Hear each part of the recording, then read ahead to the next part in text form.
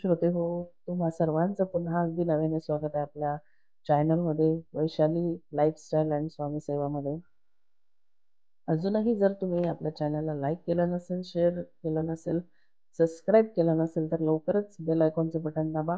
आपल्या चॅनलला सबस्क्राईब करा, जेणेकरून येणारे नवीन नवीन व्हिडिओ तुम्हाला ऐकायला मिळतील. श्री स्वामी समर्थ. तर बघा, आपल्या आयुष्यामध्ये आपण जर सेवाच केली नाही भगवंताची, तर आपण आपल्या पापाचा साठा जो आहे तो आपण कसा कमी करणार? कारण आपण ह्याच जन्मात नाही, तर आपण आपल्या मागच्या जन्मीही कोणतं काय पाप केलेलं हे आपल्याला माहिती नसतं. पण आपल्या भगवंताला, आपल्या आराध्य देवतेला सर्व काही माहिती असतं. म्हणून वेळ न घालवता आजची जी कथा आहे तुम्ही ती अगदी आवर्जून ऐका. खूप सुंदर असं सांगितलेलं आहे.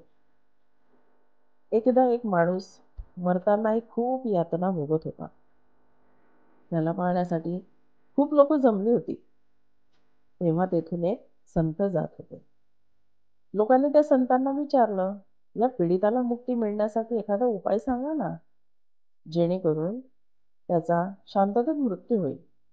संतांनी सांगितलं, जर स्वर्गातली माती आणली तर तो या यातनेतून मुक्त होऊ शकतो. आता सगळे थक्क झाले. आता स्वर्गातून माती आणायची कुठं? ती कशी सापडेल? कोण आणेल? संतांचे ऐकून एक निरागस एक छोटा मुलगा धावत धावत गेला आणि एक मुठी भरून माती घेऊन आला आणि म्हणाला, ही घ्या स्वर्गातली माती.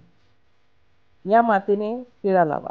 एका माणसाने त्या मुलाच्या हातातली माती घेतली आणि त्या यातना भोगत असलेल्या त्या व्यक्तीला त्याने तो टिळा लावला आणि तो माणूस यातना मुक्त झाला आणि त्याचा मृत्यूही झाला. सर्वांनी हे पाहिलं आणि सर्व चकित झाले. त्या संतांनी त्या छोट्या मुलाला विचारलं, अरे बाळा, ही माती कुठून आणली तू? पृथ्वीवर कुठे स्वर्ग आहे की काही क्षणातच तू ती माती आणली?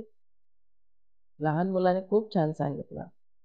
आमच्या शिक्षकांनी आम्हाला सांगितलेलं आहे, आम्हाला शिकवलेलं आहे की आईचा आशीर्वाद आणि तिच्या पावलांमध्ये जे स्वर्ग आहे ते इतर कुठेही नाही.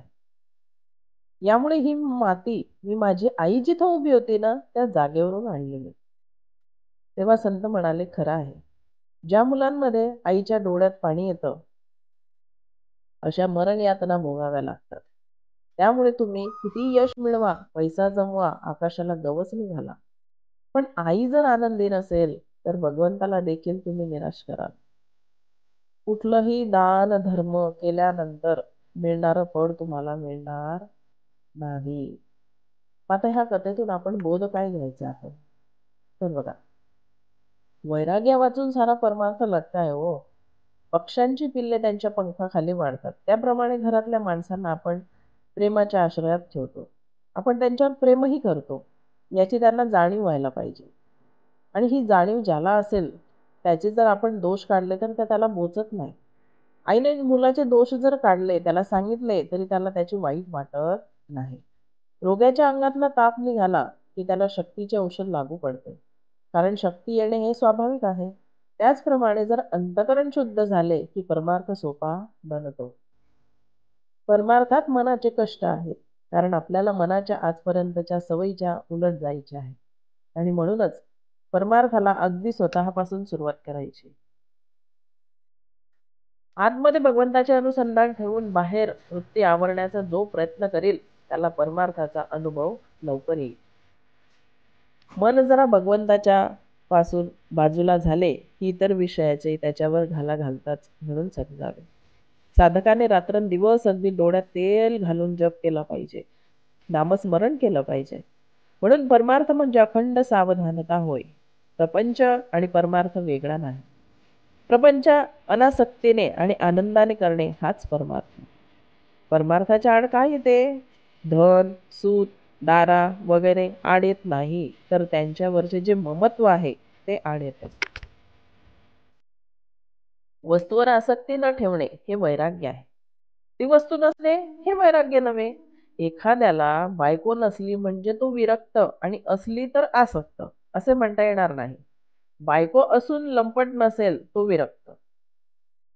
आहे ते परमात्म्यानेच दिले आहे आणि ते त्याचेच आहे असे मानून आनंदाने राहणे हे वैराग्य होय. या भावनेत राहून जो इंद्रियांच्या नादी लागत नाही तो वैरागी. वैराग्यावाचून सारा परमार्थ लटका आहे. कोणतीही गोष्ट अभ्यासानेच साध्य होते. आज खरी भक्ती नाही म्हणून भगवंताचे स्मरण नाही आणि भगवंताचे स्मरण ठेवण्याचा अभ्यास केल्याशिवाय खरी भक्ती येत नाही. म्हणून शहाण्या माणसाने उगीच विकल्प न लढविता भगवंताचे स्मरण ठेवायला आरंभ करावा. ज्या ठिकाणी आपल्या ओळखीचे कुणी नाही, आपले आप्त कुणी नाहीत, तिथे आपल्याला कुणी मान देत नाही अशा ठिकाणी राहून अनुसंधानाचा अभ्यास करावा. जिथे कुणी आपल्याला ओळखीचे नाही असे स्थान आपल्या अभ्यासाला चांगले असते. आपल्या यातना दूर करायच्या असतील, आपल्या मनातील घालमेल जर दूर करायची असेल आणि समाधानी राहायचं असेल, मनावर ताबा ठेवायचा असेल, तर नक्कीच स्वामी सेवा करा. नामस्मरण करा, तारक मंत्राचं पठण करा, रोजचे सारामृताचे 3 अध्याय वाचा, 11 माळी जप करा. तुम्हाला 11 माळी जमत नसतील तर मनापासून 1 माळ तरी स्वामी महाराजांची करा.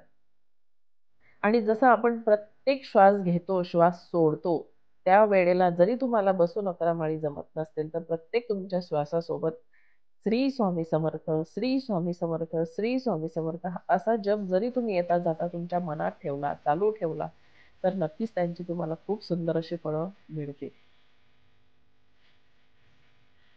ही जर तुम्हाला कथा नक्कीच आवडली असेल पॉझिटिव्ह थॉट्स, तर नक्कीच आपल्या चॅनलला लाईक करा, शेअर करा आणि सबस्क्राईब करायला विसरू नका.